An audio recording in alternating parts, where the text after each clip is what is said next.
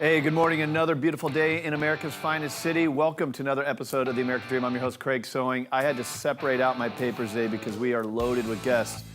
Sheet one, Lance Groth. This guy is an amazing story. Came from the East Coast here to the West Coast, started his own business, launching a new charity. You're going to love to hear what he has to say. He's going to give you a lot of advice as well when it comes to real estate. The epic entrepreneur, Jason Stewart, joins us in studio.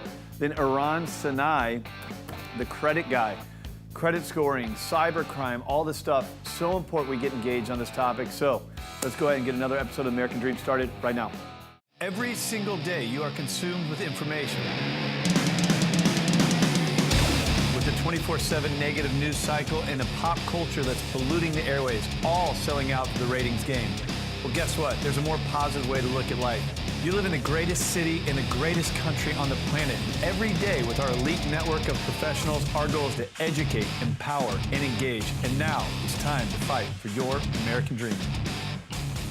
All right, now joining us in studio, this is just an awesome guy to have on the show. He is an entrepreneur. He's made his way from the East Coast to San Diego, having a lot of impact, making a lot of great relationships. And this guy sat me down about a week ago to have a coffee at the University Club, and man, I learned a lot, and he's a really special character, so it's good to have him on the show for the first time. Lance Groth.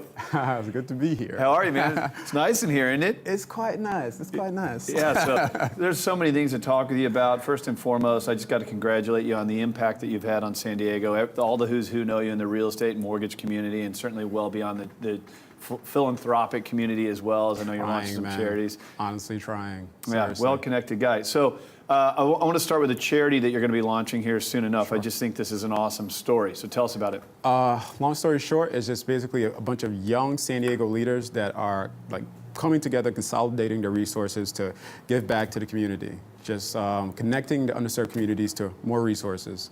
So what is when you say resources, you're coming together, where do you want to apply those resources? What are you trying to lift up? Well, here's two examples of what we did, and then I'll give you an example of what we're kind of unveiling at our launch. So we partnered with a group called Dream Support Network, a guy who paid for me to go to college, said, if you apply to college, I'll pay for it. He actually runs a big social service program, and he basically ran this program that's called Ice Cream for Dream. His name's Abdul Muhammad. So basically, you give kids ice cream in return. They tell you their dream as a way of promoting ambition in underprivileged areas. Awesome. The second one we do is we partner with Apple, and we bus actually the same school, Chavez Elementary.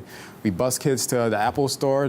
Apple gives them 20 iPads, T-shirts. They shut down the store, and they teach them an hour of coding. So we're basically, listen, we think children need to be inundated. They need to understand the language they're being spoken to. You know, they're inundated with social media, internet, what have you. And wow. Man, that's crazy. First of all, the fact that you're doing that is awesome. I love the fact that Apple is doing that as well, because they're obviously having to give up some resources.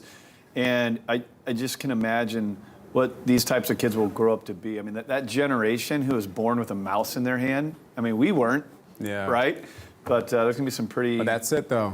I'm sure, well, speaking to you earlier, I'm sure you have a bunch of mentors, people who believed in you. Yep. I consider myself to be the product of those mentors, you know, and in all honesty, our group is trying to mass produce that feeling of belief and investment. Like somebody, awesome, man. Exactly. And what I love about it is you're bribing them with ice cream too. I mean, you can get me with ice cream. I still haven't, my